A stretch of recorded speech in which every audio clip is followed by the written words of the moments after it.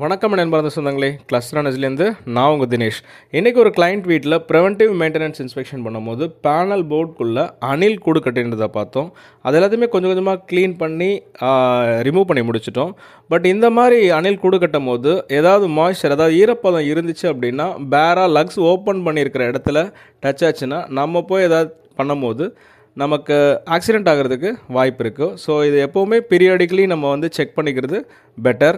முக்கியமாக ரெசிடென்ஷியல் இருக்கவங்க இதை பீரியாடிக்கலி செக் பண்ணிக்கோங்க. ஏன்னா கமர்ஷியல் இருக்கவங்களுக்கு வந்து மெயின்டெனன்ஸ் அப்படின்னு ஒரு டிபார்ட்மெண்ட் இருக்கும், அதை அவங்க பார்த்துப்பாங்க.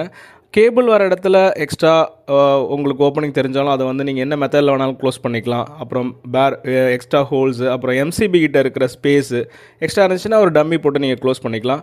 இந்த வீடியோவை வந்து நீங்கள் ஷேர் பண்ணுங்கள், முக்கியமாக கமெண்ட் பண்ணுங்கள். இந்த மாதிரி நீங்கள் எங்கெல்லாம் பார்த்துருக்கீங்களோ அதெல்லாம் நீங்கள் வந்து கமெண்ட் சொன்னீங்கன்னா மற்றவங்களுக்கு யூஸ்ஃபுல்லாக இருக்கும்.